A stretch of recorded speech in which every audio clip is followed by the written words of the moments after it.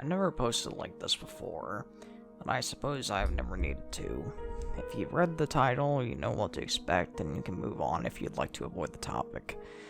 I understand. Grief is a funny thing. Professor Farina taught me that in the first class I ever took for my undergrad, and I never understood it until now. For my wife, it turned into unreasoning anger.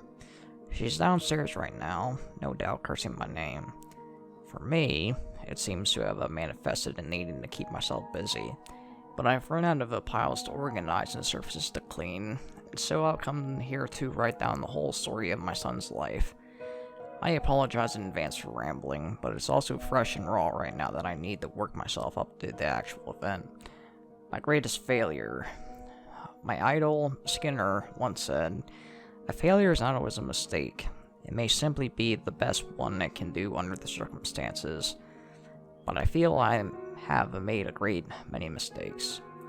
When my son was born, it was like I finally had found my calling. Yes, I'd had jobs before, even what I thought was a respectable and long-term career, but nothing ever captured my interest. Nothing had ever engaged my waking and sleeping mind like that a tiny, cherubic face. We planned to leave Isaac with her parents 4 days a week so that she could soon resume her job and I could continue mine without interruption.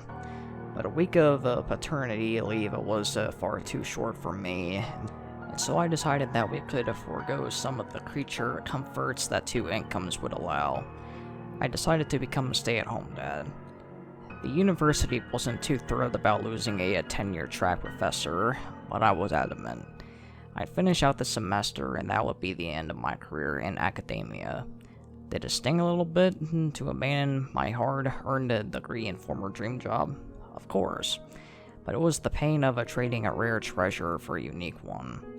Many people have degrees in psychology. Many people hold professorships. But Isaac was one of a kind. Let somebody else be the next James Olds. I had found a higher purpose. It proved to be a good thing that I had convinced my wife to let me stay home. Isaac proved to have a challenging childhood, and he needed a guiding hand. As a newborn, he had been a cherubic. As an infant and toddler, he proved rather less agreeable. Years of studying and even teaching human development classes had not prepared me as thoroughly as I had expected. There were days I wondered whether or not I was fit to be a parent, and I'll admit now that in my heart of hearts, there were days when I regretted my choice to leave my job. Only for short bursts, and always followed by the deepest regret. But there it is. The pure and unvarnished truth. I was not a perfect father. When I had just reached my breaking point, when the thought of another day of tantrums and diapers and bone-deep weariness was too much to bear, Isaac turned to a behavioral corner. It came right after a terrible fright, the only real injury he ever suffered in his life. His mother always had thought that when he fell and bumped his head so hard he needed stitches and must have knocked something loose. I didn't think it was quite so drastic as that, but there was a marked improvement from that day forward. And although I could never have stayed mad at him for long, I was even more lenient as long as he had that hangdog look and those bruised eyes. In fact, having been afraid for even a moment of losing him, I could hardly bear to discipline him at all. Luckily, I rarely had any call to do so, as the terrible twos faded into memory. Isaac grew into the model child. His tantrums disappeared, and the willful and stubborn young boy became as tractable as any parent could hope. He ate his vegetables, he cleaned his room, he put his toys away, and he made my life as a father an endless parade of delight. Seeing his bright smile first thing in the morning never failed to bring an answering smile to my face. I was worried. I'll admit that he would change as he grew older and went to school. My wife called me a mother hen, half teasing and half exasperated with my worrying. After a year of public school, though, she began to agree with me. Our well-behaved son was in danger of reverting into the little hellion who had so exhausted us years prior. I don't know why she worried about it. After all, I had more than a little experience in education myself and was perfectly qualified to homeschool. I think perhaps she thought that his emotional and social growth would be stunted if we pulled him from the public school system. It was not. If anything, he flourished even more as a home student than he had in the years prior to formal schooling.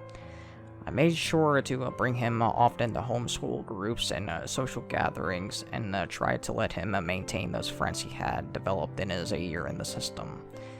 And in terms of scholarship, he excelled. It was soon obvious to me that Isaac was gifted, and that those gifts would have been squandered in a formal classroom. Seeing how much he enjoyed learning warmed my educator's heart. While other children tolerated school and lived for cartoons and video games and reckless play, my boy loved nothing so much as sitting and reading, exploring whole universes with the same eagerness as some children explore dirty puddles and dangerous forests. And not just mindless novels or frivolous adventure stories. He read books of history and poetry, of science. Isaac enjoyed learning for learning's sake. He was everything I had ever hoped to find in a student, and I cannot express how glad I was that such a student could be attracted from my own flesh and blood. As the years wore on, my son continued to develop into exactly the man I had hoped he would be. He never drank, he never smoked, never tried drugs, and only very rarely rebelled at all. A few times staying out after curfew, a brief dalliance with a local girl. Of course, a little youthful rebellion is a normal thing, and I tolerated it as a necessary price for him to have a well-adjusted adolescence. My wife and I would listen with horror to the stories our friends had told of their own screaming fights with the hormone-riddled teenagers, with the children who had become strangers to them, and nodded with a feigned sympathy.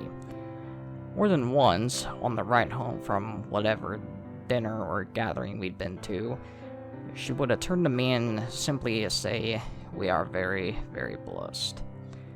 When Isaac was beginning to think about college, he initially considered working towards a psychology degree. I was unenthusiastic about the idea, and he noticed. I know that he considered it a high form of compliment to want to follow my footsteps, and I took it as such. But I told him frankly that I had found my degree to be so much wasted time, that it was a meaningless piece of paper, and that he would be better served working at McDonald's, where at least they teach him a few employable skills. He took it as well as it could be expected, and he threw himself into a physics degree with a gusto. My wife was surprised that he had stayed at a local college when he had so many offers from prestigious schools all over the world.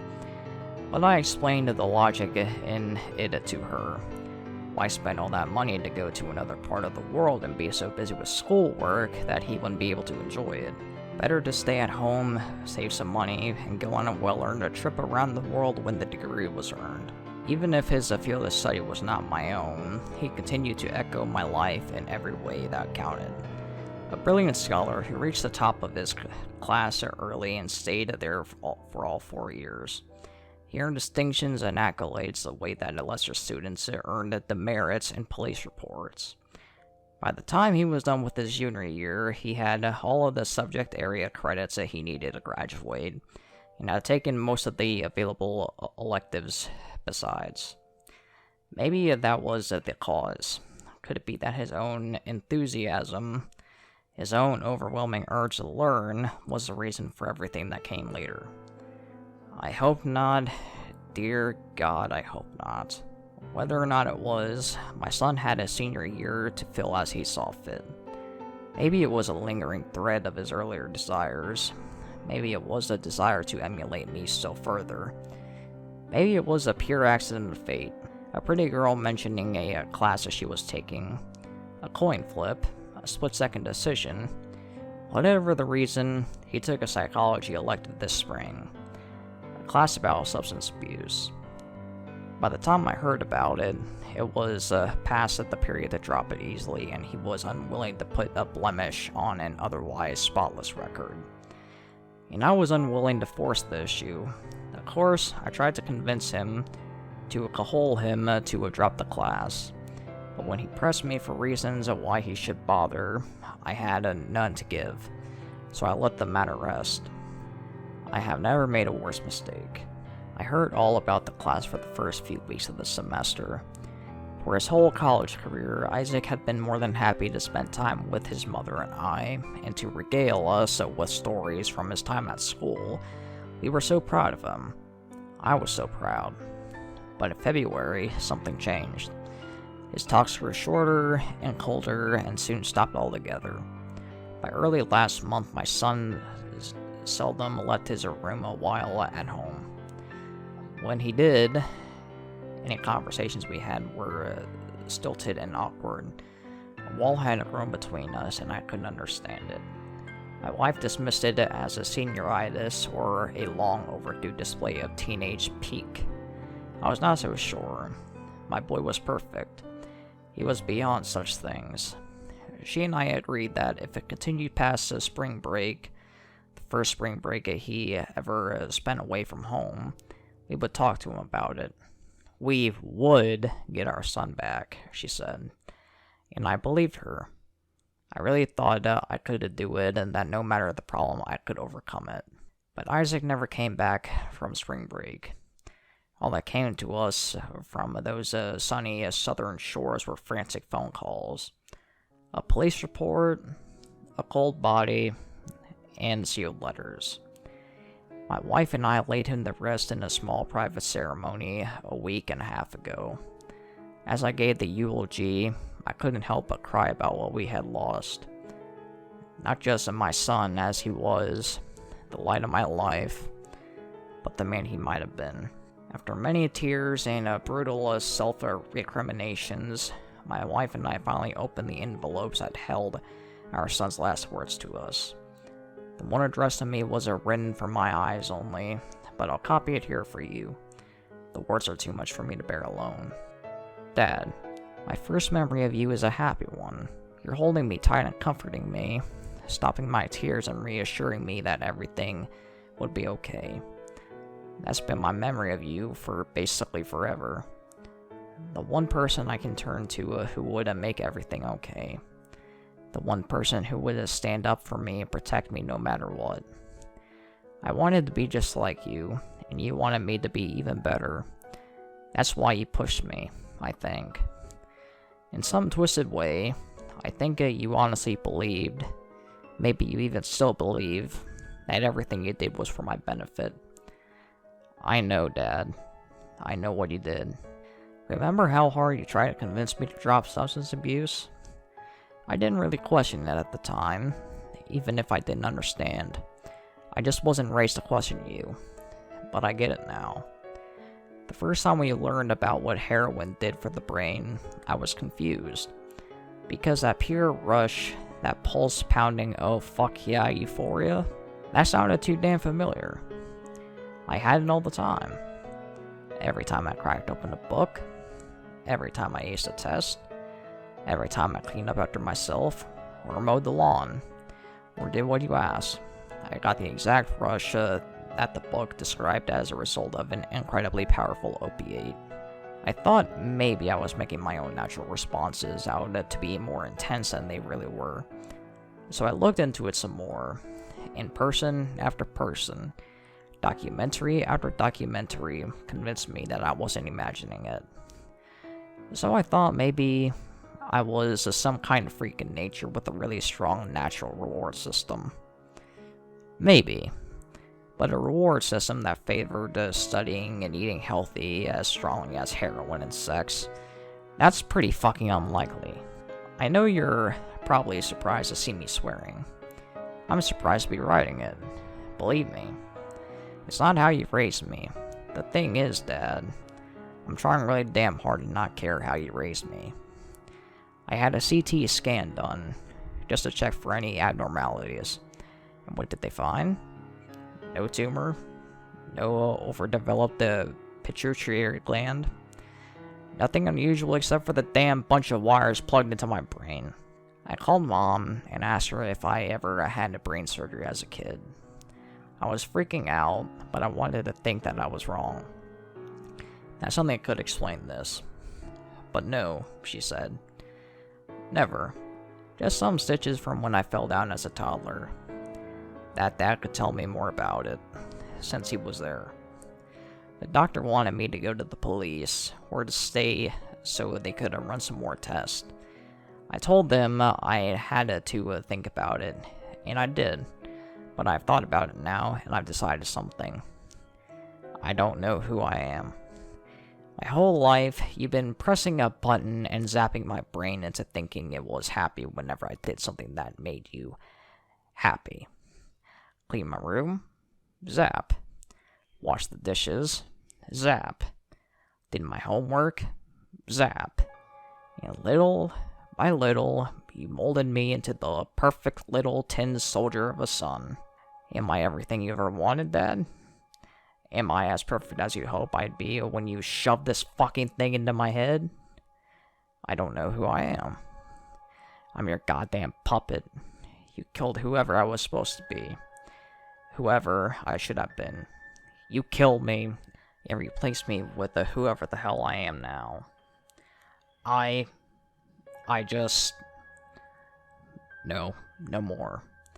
I don't know if I've ever decided anything for myself in my whole fucking life, but I'll decide on how this much. When to end it. I hope you burn in hell. So now, you see my pain. I dreamed of many dreams for my son.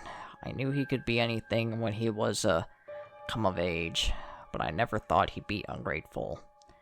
Everything he had, all of his success, all of the bad choices he avoided. That was because of me, because there was somebody there to guide him, to steer him away from danger and toward a better path.